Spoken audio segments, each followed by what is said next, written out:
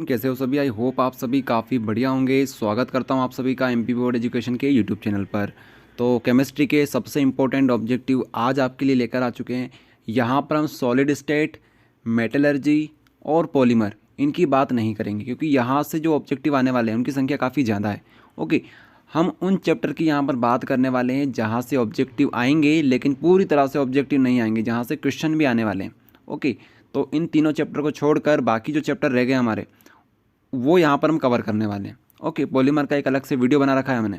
अगर जो लोग पहली बार ये वीडियो को देख रहे हैं उनको बता दूं मैं कि पॉलीमर का एक अलग से वीडियो बना रखा है हमने, तो वो पूरा देख लेना। वहाँ अगर पूरा वीडियो देख लोगे तो पॉलीमर के सारे क्वेश्चन आपसे बन जाएंगे, सारे ऑब्जेक्टिव आपसे बन जाएंगे।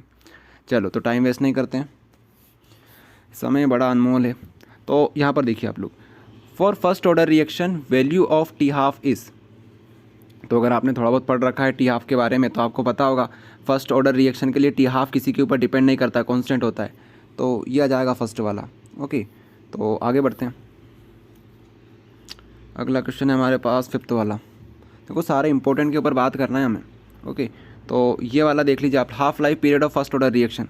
अब आपको के की वैल्यू दे रखी है, अभी आपने जो फॉर्मूला पढ़ा था ना ऊपर, उसी में के की वैल्यू रख दो और क्या, तो ये वाला आ जाएगा। देख लेना आप लोग, रख कर देख लेना, वैल्यू इतना तो कर सकते हो, यहाँ पर वैल्यू रख लेना और क्या। चलो, उसके बाद एट्थ वाला देख लेते हैं। The rate of chemical reaction depend upon. तो इसका जो आंसर आएगा वो है active mass. Rate of chemical reaction depend upon, ये होता है एक्टिव मास। ध्यान रखना, बहुत सारे बच्चे गलती करते हैं इसमें, एक्टिव मास के ऊपर डिपेंड करता है। क्योंकि देखो यार, कोलिजन जो सारे होते हैं, मॉलिक्यूल्स के कोलिजन होते हैं, सारे इफेक्टिव कोलिजन थोड़ी ना होते हैं। अरे समझो इस चीज़ को, मान लो यहाँ पर हमारे मॉलिक्यूल्स हैं। ओके, तो ये जो मॉलिक्यूल्स रहेगा बीच वाला, ज़रूरी थोड़ी है कि यही कोलिजन सबसे कर ले। ये जो मॉलिक्यूल्स इनके बीच में जो कोलिजन होने वाले हैं, ये इसके साथ कोलिजन कर सकता है, इसके साथ कर सकता है। अब ज़रूरी थोड़ी कि ये वाला मॉलिक्यूल इसके साथ भी कोलिजन कर ले, ओके, टकरा जाए इससे भी, ज़रूरी नहीं है। तो इसलिए हम लोग एक्टिव मास के ऊपर बात करते हैं, जो एक्टिवली पार्टिसिपेट करते हैं उन्हीं का मास कैलकुलेट करते हैं।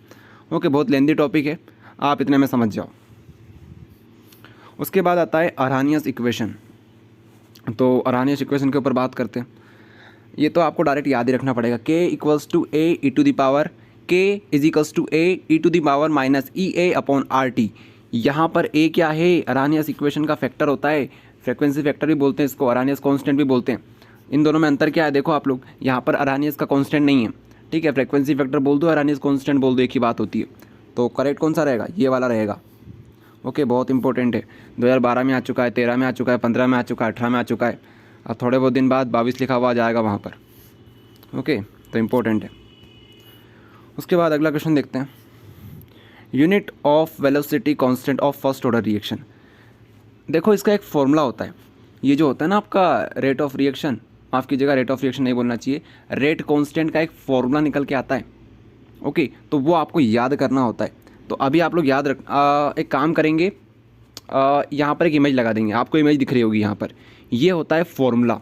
ओके, चलो, तो ये फॉर्मूला जो है आपको याद रखना पड़ेगा। तो अभी आपको यहाँ पर एन की वैल्यू क्या रखनी है, एन की वैल्यू यहाँ पर 1 रखनी है, क्योंकि फर्स्ट ऑर्डर पूछा आपसे। तो यहाँ पर 1 रखोगे तो क्या हो जाएगा, यहाँ पे आएगा सेकंड इन्वर्स। ओके, तो सेकंड इन्वर्स इसका करेक्ट रहेगा। ये फॉर्मूला याद कर लेना, इंपॉर्टेंट बहुत है। उसके बाद बात करते हैं अगले क्वेश्चन के ऊपर। लॉ ऑफ मास एक्शन किसने दिया था, लॉ ऑफ मास एक्शन किसने दिया था, गुल्डबर्ग और वेगे ने दिया था। ठीक है, वागे बोलते हैं कोई लोग, लेकिन वेगे भी सही है। ओके, गुल्डबर्ग एंड वेगे, नाम में क्या रखा है कुछ भी बोल दो। उसके बाद है unit of rate of reaction. Rate of reaction की यूनिट क्या होती है, तो रेट ऑफ रिएक्शन की यूनिट क्या होती है, मोल पर लीटर सेकंड इन्वर्स। अरे मोल पर लीटर सेकंड इन्वर्स यही तो होती है, तो उसको याद करो और क्या। आगे देखिए, अगला हमारे पास इंपॉर्टेंट क्या है, इसमें से कोई इंपॉर्टेंट नहीं है क्या, ये वाला लगा लो, इंपॉर्टेंट लगाना भूल गए। In the mechanism of a reaction the slowest step is called. जो सबसे स्लो स्टेप होती है उसको क्या बोलते हैं, रेट डिटरमाइनिंग स्टेप। सबसे स्लो स्टेप जो होती है ना, उसी से तो हम रेट डिटरमाइन कर सकते हैं। फास्ट रिएक्शन का हम रेट डिटरमाइन नहीं कर सकते, फास्ट स्टेप का रेट डिटरमाइन नहीं कर सकते, ये बोलना चाहिए था मुझे। आ गया समझ में, तो रेट डिटरमाइनिंग स्टेप को बोलते हैं स्लो स्टेप। उसके बाद ये हो गया, आगे आ जाइए आप लोग, एक बार चेक कर लेते हैं रिकॉर्डिंग हो रही है, हो रही है। चलो, तो कहाँ पे आ जाते हैं, अगला चैप्टर है हमारे पास, in the adsorption process of acetic acid on activated charcoal acetic acid is. आपको यहाँ पर ध्यान क्या रखना है, in the adsorption process of acetic acid, acetic acid की एड्जॉर्प्शन प्रोसेस में एक्टिवेटेड चारकोल, ठीक है, on activated charcoal acetic acid is in the adsorption process acetic acid, acetic acid यहाँ पर क्या बन जाएगा, एड्जॉर्बेंट बन जाएगा, मतलब ये बन जाएगा एड्जॉर्बेंट। और चारकोल क्या करेगा, माफ़ कीजिएगा, चारकोल जो रहेगा वो रहेगा एड्जॉर्बेंट, बेंट रहेगा। और आपसे क्या पूछ रहे हैं ये लोग, एसिटिक एसिड के बारे में पूछ रहे हैं, तो एसिटिक एसिड यहाँ पर आके चिपक जाएगा, तो ये क्या कहलाएगा, ये एड्जॉर्बेट कहलाएगा। ओके, याद करने का तरीका आपको बताया था, जो एड्जॉर्बेंट होता है वहाँ पर बेन आता है, बेन, बेन से आप क्या याद रख सकते हो, इंसान याद रख सकते हो कि इंसान के ऊपर धूल जम सकती है, तो इंसान क्या कहलाएगा, इंसान आपका कहलाएगा एड्जॉर्बेंट। और एड्जॉर्बेट जो धूल होती है वो क्या कहलाती है, एड्जॉर्बेट कहलाती है। ओके, तो एड्जॉर्बेट यहाँ पे आने वाला है, आपसे एसिटिक एसिड पूछ रहे हैं वो लोग। उसके बाद cause of stability of lyophilic salt is, तो ब्राउनियन मोशन होता है, इलेक्ट्रिक चार्ज होता है, ये दोनों ही तो इसके रीजंस होते हैं, कॉज ऑफ स्टेबिलिटी होते हैं। तो ब्राउनियन मोशन और इलेक्ट्रिक चार्ज ये दोनों होते हैं। और ये याद है ब्राउनियन मोशन क्या होता है, ब्राउनियन मोशन होता है जिगजैग मोशन, लिख देना, 2 नंबर में आ सकता है ये। उसके बाद अगला देखते हैं, वैसे अलग से वीडियो बना रखा है 2-2 नंबर के क्वेश्चन के ऊपर भी, आप लोग देखना, वहाँ पर बहुत सारे वीडियो बना रखे हमने। एड्जॉर्प्शन प्रोसेस क्या होती है, एक्सोथर्मिक हीट रिलीज़ होती है। ओके, हीट रिलीज़ होती है एड्जॉर्प्शन में।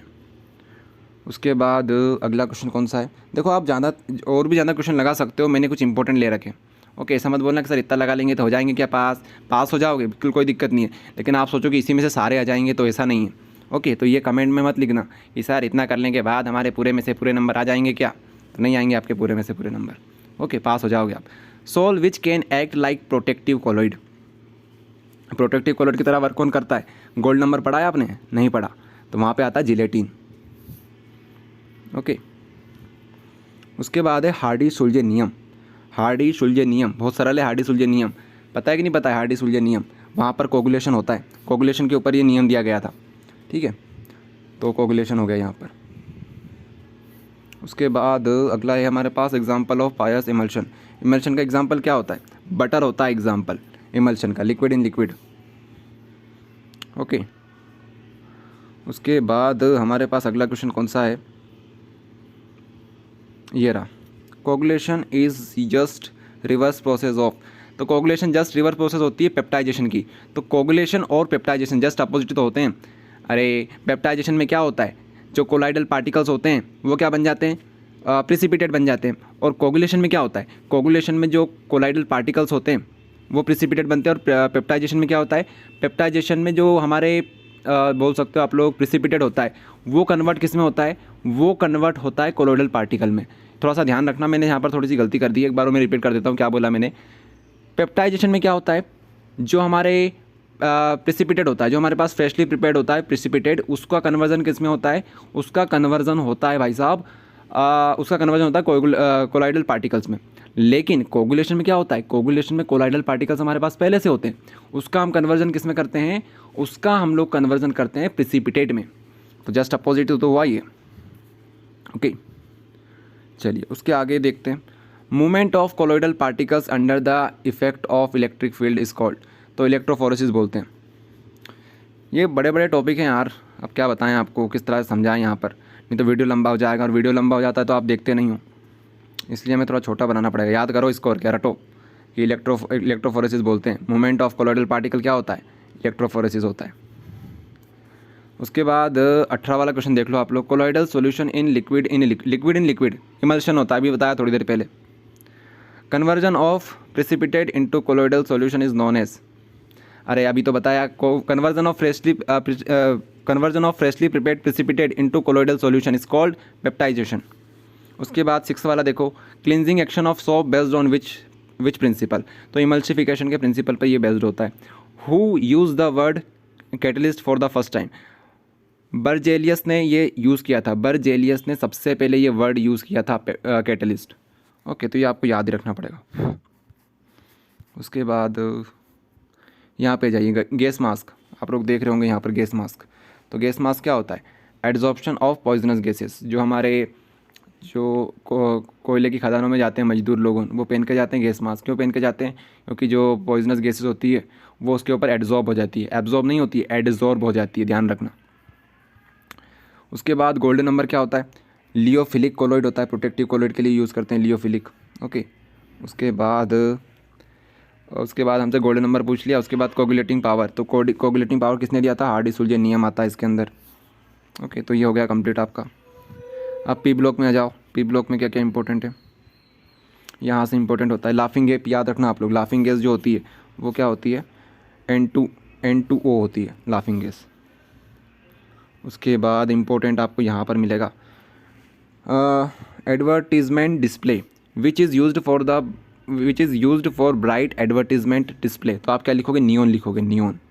ठीक है, नियॉन लिखोगे एडवर्टीजमेंट डिस्प्ले के लिए। Which has maximum electron affinity, electron की तरफ चाह सबसे ज़्यादा किसको होती है, क्लोरीन को होती है। ठीक है, फ्लोरीन मत लिखना, क्लोरीन लिखना, इसको याद करके जाना, एक्सेप्शन है ये।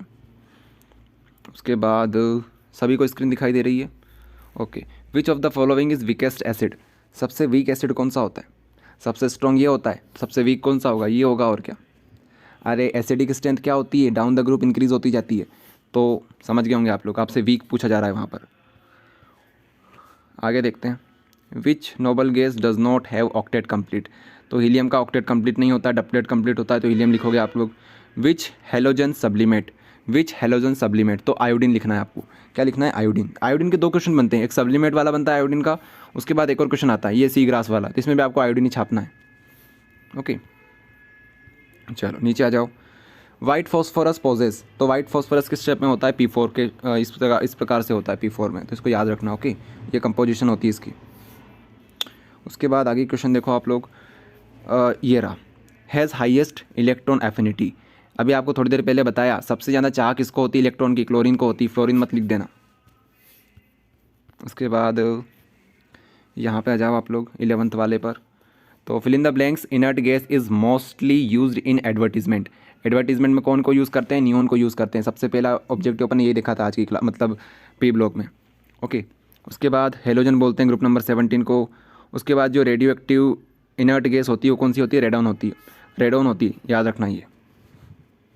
चलो आगे बढ़ें, यहाँ पर देखो, which noble gas is used in the bulb with nitrogen. Nitrogen के साथ बल्ब में किसको रखा जाता है, आर्गन को रखा जाता है। ठीक है, आर्गन।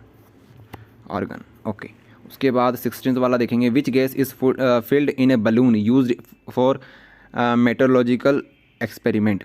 तो भाई साहब बलून में जो गैस होती है ना वो हीलियम होती है, हीलियम सबसे पहली गैस आती है, हीलियम। तो आप ऐसा भी याद रख सकते हो, हीलियम क्या होता है, नोबल गैस होती है ना, जिसमें सबसे पहली गैस होती है, नोबल गैस में जो सबसे पहली गैस होती है वो हीलियम होती है। तो बलून कौन उड़ाते हैं, बच्चे उड़ाते हैं। ओके, तो हीलियम से आप याद रख सकते हो, सबसे पहली गैस हीलियम है, सबसे पहले बच्चे उड़ाते हैं हीलियम को। ओके, तो इस तरह से आप मिला जुला कर याद कर लेना अपने हिसाब से। उसके बाद आगे बढ़ते हैं, यहाँ पर आप लोग ये मैच सारी याद कर लेना, ये जो मैच द कॉलम है ना ये इंपॉर्टेंट है। ओके, ये आप याद कर लेना पूरी की पूरी। ओके, लगभग इसमें से बहुत कुछ हमने समझा रखा है अभी क्लास में, लेकिन और इसको आप लोग कर लेना। Group number 16 element are called halogen, नहीं, ग्रुप नंबर 17 कहलाते हैं हेलोजन, तो फॉल्स आएगा। One halogen atom combine with another halogen and form inter halogen compound, बिल्कुल सही बात है, इंटर हेलोजन कंपाउंड यही तो होते हैं, आपने देखा होगा I और F, तो दो अलग अलग हेलोजन कंपाउंड मिल जाते हैं। ओके, तो यही तो होता है आपका, तो सही है, बिल्कुल सही है। उसके बाद आता है कोऑर्डिनेट कंपाउंड। तो पहला क्वेश्चन आता है ग्रिग्नार्ड रिएजेंट क्या है, ग्रिग्नार्ड रिएजेंट होता है RMgX। तो RMgX में क्या होता है, यहाँ पर कार्बन होती है, यहाँ पर मैग्नीशियम होती है, मतलब कि ऑर्गेनोमेटेलिक कंपाउंड ही कहलाता है। ग्रिग्नार्ड रिएजेंट क्या होता है, ऑर्गेनोमेटेलिक कंपाउंड होता है। उसके बाद यहाँ पे याद रखो मोहर सॉल्ट क्या होता है, डबल सॉल्ट होता है, डबल सॉल्ट। ठीक है, डबल सॉल्ट, इसको याद करवाया देखना आप लोग, 1 मिनट का वीडियो बना रखा है इसके ऊपर छोटा सा, डबल सॉल्ट और कॉम्प्लेक्स सॉल्ट के बीच में डिफरेंस, उसको एग्जांपल से आपको याद करवाया था। फेजू नहीं कराएगा शू पॉलिश पानी से, इस तरह से ट्रिक बनाई थी, वो यही तो है मोहर सॉल्ट। चलिए उसके आगे देखिए आप लोग यहाँ पर, which of the following is not an organometallic compound. Organometallic compound कौन सा नहीं है, ये है, ये है, ये है, तो ये नहीं है, और क्या। कार्बन से डायरेक्टली एक मेटल अटैच होना चाहिए, कोई सा मेटल हो सकता है वो। ओके, तो ये कंडीशन होती है। यहाँ पर मेटल भी है, कार्बन भी है, लेकिन ये जो हमारे पास सोडियम है ना वो ऑक्सीजन से अटैच है, तो इसलिए हम इसको क्या नहीं बोलेंगे, ऑर्गेनोमेटेलिक कंपाउंड नहीं बोलेंगे इसको। उसके बाद यहाँ पे आ जाइए आप लोग, ऑक्सीडेशन स्टेट निकाल लेना इसकी। आती है ऑक्सीडेशन स्टेट निकालते, कैसे निकालते हैं? देखो यहाँ पर है K4 FeCN6, तो यहाँ पर जो Fe है ना उसकी ऑक्सीडेशन स्टेट कितनी आएगी? K4 की मान लेते हैं +4, मतलब 1 होती है इसकी, तो यहाँ पर क्या बनेगा? 1 का मल्टीप्लाई आप लोग किस में करोगे? 4 में करोगे तो +4 हो जाएगा। उसके बाद यहाँ पर x लिखोगे, उसके बाद Cn में कितना होता है? -1, -1 × 6 कितने होते हैं? -6 = 0। तो क्या बनेगा ये? x = आएगा +2, तो 2 आ जाएगा यहाँ पर। उसके बाद आगे देखिए, the formula of antiknock organometallic compound. तो ये क्या होता है? टेट्राइथाइल लीड होता है। ध्यान रखना, एंटीनोक कंपाउंड क्या होता है? टेट्राइथाइल लीड होता है। गाड़ी में जो आवाज़ आती है ना गुड़ गुड़ गुड़ गुड़, वो इसी की वजह से आती है, टेट्राइथाइल लीड की वजह से। तो ध्यान रखना, एंटीनोक कंपाउंड क्या होता है? टेट्राइथाइल लीड होता है। ईडीटी है, ईडीटी का फुल फॉर्म क्या होता है? Ethylene diamine tetra acetate. याद है? इथाइलिन डायामीन टेट्रा एसीटेट, इसको याद कर लेना। हेक्साडेंटेड लिगेंड भी होता है ये, ठीक है। उसके बाद अगला है हमारे पास, देखो यहाँ पर पूछेंगे वही लोग, उन्होंने वापस अगले क्वेश्चन पूछ लिया आपसे कि हेक्साडेंटेड लिगेंड कौन होता है, तो एग्जांपल क्या लिखोगे? EDTA छाप देना यहाँ पर।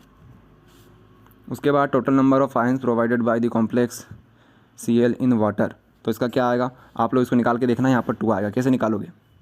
ये क्या लिगेंड कितने लगे हुए हैं? 2 लगे हुए हैं, तो यहाँ पर आप क्या लिखोगे? 2 लिख दोगे। सॉरी, यहाँ पर हमसे लिगेंड थोड़ी पूछे जा रहे हैं यार, the total number of ions पूछे जा रहे हैं। Very sorry, total number of ions हमसे पूछे जा रहे हैं। तो देखो, जो आपके कोऑर्डिनेट कंपाउंड होते हैं, कॉम्प्लेक्स कंपाउंड होते हैं, वो कैसे ब्रेक होते हैं? ये जो शेल दिख रही है, ये जो इसकी शेल दिख रही है, जो स्फेयर बोलते हैं हम लोग, इसमें ब्रेक होगा और साथ में इसमें ब्रेक होगा, तो 2 पार्ट में ये ब्रेक हो जाएगा बस, और क्या। तो 2 हो जाएगा यहाँ पर, ठीक है। वैसे लिगेंड की बात करें तो कितने लगे हुए हैं? यहाँ पर 2, यहाँ पर 4, पूरे मिलाकर 6 लगे हुए हैं, ओके। अगला क्वेश्चन हमारे पास, name the organometallic compound which is used as an antiknock. अभी तो बताया थोड़ी देर पहले आपको, एंटीनोक कंपाउंड क्या होते हैं? टेट्राइथाइल लीड होता है, इसको याद रखना, इंपॉर्टेंट है बहुत। चलिए अगले चैप्टर पे आ जाते हैं, ऑर्गेनिक कंपाउंड कॉन्टेनिंग नाइट्रोजन। हाँ, ये चैप्टर पे आ जाते हैं। यहाँ से शायद 2 ऑब्जेक्टिव आने वाले हैं, तो आ जाइए यहाँ पर देखिए आप लोग, the product of mustard oil. Mustard oil का प्रोडक्ट क्या होता है? Alkyl isothiocyanate. किसी ने मुझसे आज कमेंट में पूछा था कि मुझे एक बार रिएक्शन समझा दो मस्टर्ड ऑयल की, तो आप लोग क्या करोगे? आप लोगों के लिए वीडियो बना रखा है, टॉप 3 क्वेश्चन सीरीज़ जो हमारी चल रही थी ना, उसमें वीडियो बना रखा है मस्टर्ड ऑयल का, तो वहाँ पर आप लोग देख लेना, ओके। शायद लास्ट में आपको मिल जाएगा, 30 मिनट का वीडियो, उसमें लास्ट में जाकर देखना, वहाँ पर आपको मिल जाएगा मस्टर्ड ऑयल रिएक्शन, ठीक है। तो अभी क्या क्या याद रखोगे? एल्काइल आइसोथायोसाइनेट, एल्काइल आइसोथायोसाइनेट, ये याद रख लो अभी के लिए, इंपॉर्टेंट बहुत है। उसके बाद आता है ethyl amine react with nitrous acid. Nitrous बोला है उन्होंने, नाइट्रिक नहीं बोला है। नाइट्रस क्या होता है? होनो होता है, होनो। होनो को क्या बोलते हैं? नाइट्रस बोलते हैं। तो आप क्या करोगे? अमीन की रिएक्शन होनो के साथ करवाओ। चलो मैं ही करवा देता हूँ, आप तो कोई करोगे नहीं। C2H5 और NH2 बना लेते हैं, ये बन गया आपका अमीन। अरे ये बन गया आपका अमीन। उसके बाद क्या करोगे? उसके बाद इसकी रिएक्शन करवाओगे होनो के साथ। तो होनो क्या होता है? HONO होता है, ओके। तो मैं कलर चेंज कर लेता हूँ यहाँ पर, ताकि आपको और ज़्यादा समझ में आए। चलो कलर तो चेंज नहीं हो पाएगा यहाँ पर, आप लोग यहीं से समझो। तो होगा क्या यहाँ से? अरे ये क्या हो गया? यहाँ पर देखिए आप लोग, यहाँ से N2 गैस बाहर निकलेगी। यहाँ से यार मज़े नहीं आ रहे यहाँ पर। आप लोग यहाँ पर देखो फिर से, यहाँ पर आप लोग देख लो, क्योंकि यहाँ पर कुछ ज़्यादा ही कॉम्प्लिकेटेड हो गया था। तो C2H5 और होनो की रिएक्शन जब हम करवाते हैं तो आपको C2, यार ये क्या हो रहा है, C2H5 और यहाँ से आपको क्या मिलता है? OH मिलता है, यहाँ से OH मिलता है। तो C2H5 OH आपको इथेनॉल मिल जाएगा। उसके बाद नाइट्रोजन गैस बाहर निकलेगी और पानी बाहर निकलेगा। इसकी ट्रिक होती है यार, अब आप लोग करके देख लेना इसको। ये जो होनो है ना, ये जो होनो लिखा हुआ है, होनो का आप इसके ऊपर लिखोगे, नाइट्रोजन के ऊपर नाइट्रोजन, नाइट्रोजन के नीचे नाइट्रोजन, ऐसा कुछ कर लेना आप लोग। तो NOHO लिखा है, तो N2 के नीचे निकालोगे और वाटर को इस तरह से निकाल दोगे। तो यहाँ पर आपको नाइट्रोजन गैस निकलती हुई नजर आई, और आपको ऑप्शन में यही दे रखा है। अगर इथेनॉल दे रखा था तो इथेनॉल पर टिक लगाते, लेकिन हमारे पास नाइट्रोजन दे रखा है, तो नाइट्रोजन करेक्ट ऑप्शन है, ओके। ये रिएक्शन हमने करवा चुके हैं टॉप 3 क्वेश्चन में। उसके बाद बात करते हैं ऑयल ऑफ मिर्बेन। ऑयल ऑफ मिर्बेन क्या होता है? नाइट्रोबेंजीन होता है, ठीक है। नाइट्रोबेंजीन होता है ऑयल ऑफ मिर्बेन। 690 रुपये का मिलता है अगर आप लेने जाओगे फ्लिपकार्ट अमेज़ोन के ऊपर। तो नाइट्रोबेंजीन, इसी को बोलते हैं ऑयल ऑफ मिर्बेन। उसके बाद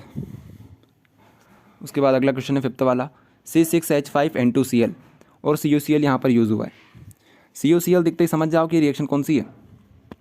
अरे ये रिएक्शन है सैंडमेयर रिएक्शन। गेटर मान में क्या होता है, गेटर मान में सिर्फ और सिर्फ कॉपर यूज़ करते हैं, लेकिन यहाँ तो CuCl यूज़ कर लिया है, तो मतलब ये कौन सी है, सैंडमेयर रिएक्शन है। उसके बाद आइसोसाइनेट कहाँ पर बनता है, आइसोसाइनेट टेस्ट मतलब ये अपना टेस्ट है कार्बिलामिन टेस्ट। ओके, कार्बिलामिन किसके लिए होता है, 1 डिग्री के लिए होता है, तो बिल्कुल सही है ये। ओके, चलिए आगे आ जाइए। आगे देखिए आप लोग, ट्राइनाइट्रोटोलिन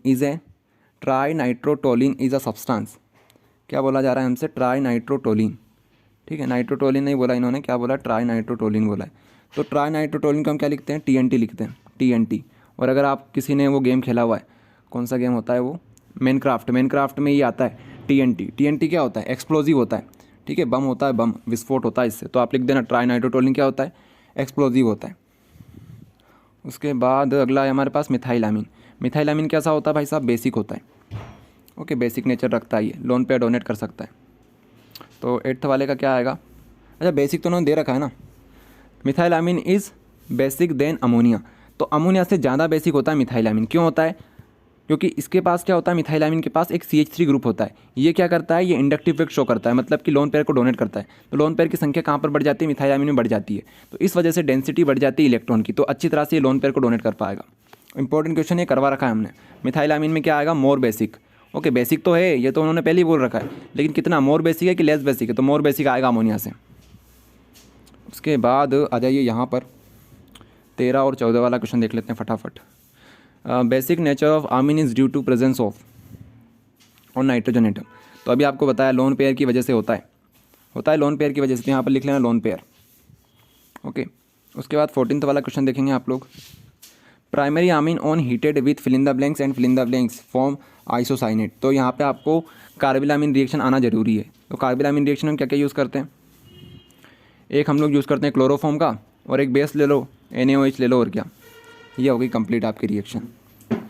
उसके बाद अगला जो क्वेश्चन है हमारे पास 17 एंड 18। 17 में क्या देखा है, on heating alkyl isocyanate. Alkyl isocyanate को अगर आप हीट करोगे तो एल्काइल साइनाइड मिलता है। ओके, तो ये आप याद रखना।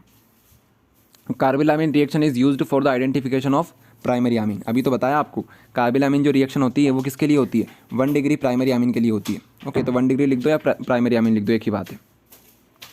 उसके बाद यहाँ पे आ जाइए, why aniline turn blackish brown in open air. Blackish brown को छोड़ो, आप यहाँ पर देखो ओपन एयर लिखा हुआ है। ओपन एयर का मतलब क्या होता है, हवा में छोड़ोगे तो क्या हो जाएगा, ऑक्सीडाइज हो जाएगा, और क्या, तो oxidise by air, aniline get oxidise by air, ये लिखना है आपको।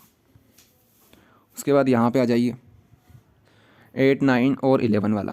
8th वाला क्या देखा है, व्हाट इज़ नेचर ऑफ आमीन। आमीन का नेचर कैसा होता है, बेसिक होता है। यहाँ पे आपसे सिर्फ नेचर पूछा है तो बेसिक लिखोगे। Okay, right the name and formula of Hinsberg reagent. Hinsberg reagent का क्या होता है फॉर्मूला, बेंजीन सल्फोनाइल क्लोराइड। अब इसको बनाकर देख लेना आप लोग, ऐसे बेंजीन बनाना, ऐसे सल्फोनाइल बनाना, SOO, इसको ऐसा लिख लो। इसको बेक कर लेते हैं थोड़ा सा, फिर से बना लेते हैं इसको, SOCl, ये बन गया आपका सल्फोनाइल, बेंजीन सल्फोनाइल क्लोराइड। अगर आपको इसको लिखना है तो कैसे लिखोगे, C6H5SOCl, SOCl, ये बन गया आपका फॉर्मूला। ओके, उसके बाद कौन सा अगला क्वेश्चन हमारे पास, नाइट्रोबेंजीन क्या होता है, ऑयल ऑफ मिर्बेन होता है, फिर से वो आ गया। चलिए, तो ये कंप्लीट हो गया। उसके बाद यहाँ पर आप लोग देख लीजिए, TNT क्या होता है, एक्सप्लोजिव होता है। TNT और TNB दोनों एक्सप्लोजिव होते हैं। ये कंप्लीट हो गया आपका, एक्सप्लोजिव लिख लेना उसके आगे। उसके बाद आता है बायोमोलिक्यूल्स। बायोमोलिक्यूल्स में पहला क्वेश्चन हमारे पास, विटामिन B1 क्या कहलाता है, तो थायमीन कहलाता है, अगर आपको याद हो thiamine. Okay, beriberi disease होती है इसकी वजह से। ठीक है, हाइट रुक जाती है, तो आप क्या लेते हो, B1 लेते हो, विटामिन B1।